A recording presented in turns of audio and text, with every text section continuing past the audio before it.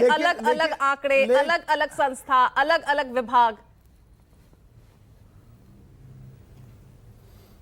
देखिए पूजा जी, क्योंकि मलूक नागर साहब बोलने दीजिए, सांसद वो कुछ समझ पाए तो मुझे भी समझा देंगे।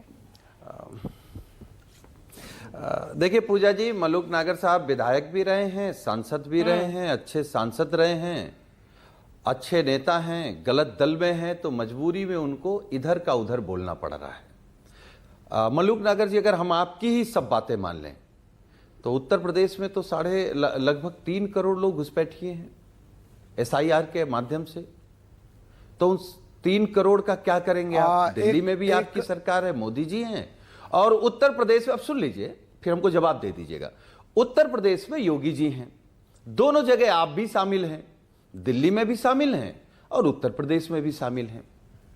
दूसरा सवाल यह है कि अगर आप सांसद भी रहे हैं, विधायक भी रहे हैं, तो ये भी जानते हैं कि महामहिम राज्यपाल की क्या गरिमा होती है, उनकी जिम्मेदारी राज्य के प्रति क्या है, उनकी जिम्मेदारी अपने पद के प्रति क्या है, संविधान के प्रति क्या है। क्या कोई किसी भी राज्य का गवर्नर बीजेपी के एजेंट के रूप में काम करेगा? आप लगातार बंगाल में घुसपैठियों की बात कर रहे हैं। पूजा जी ने भी उस बात को बीजेपी के प्रवक्ता से भी पूछा, आपसे भी पूछा कि भाई कांग्रेस की गठबंधन की सरकार ने कितने हजार घुसपैठिए इस देश से निकाले?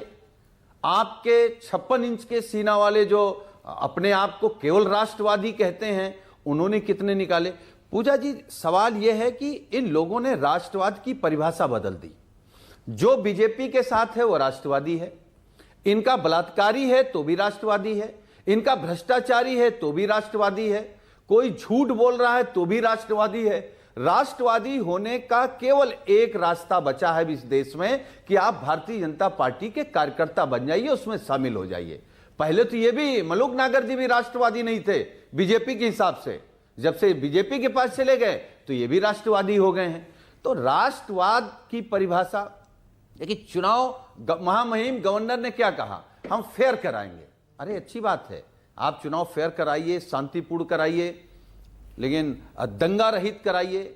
हम तो दावे के साथ कह रहे हैं कि अगर पश्चिम बंगाल के गवर्नर बीजेपी के एजेंट के रूप में नहीं काम कर रहे हैं और दंगा लॉ एंड ऑर्डर तो बिगड़ा हुआ है ही ना वहां पर। सबसे पहले वो सुनील साजन, आप इस बात से तो इनकार नहीं करेंगे। क्या अगर लॉ एंड ऑर्डर पर कार्रवाई की बात अपनी रिपोर्ट तैयार कर रहे हैं, से ज्यादा बिगड़ा है या बिहार से ज्यादा बिगड़ा है या?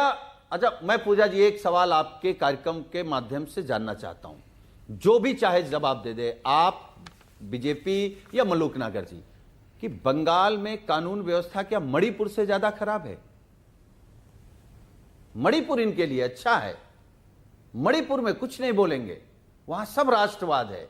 जहां जान रहे हैं कि SIR के बावजूद भारतीय जनता पार्टी बहुत खराब स्थिति में जाएगी, चुनाव नहीं जीत रहे हैं, सरकार में नहीं आ रहे हैं, क्यों ख्वाब देख रहे हो बंगाल में? आप बंगाल भी हारेंगे, उत्तर प्रदेश भी हारेंगे और फिर दिल्ली से भी विदाई होगी। क्या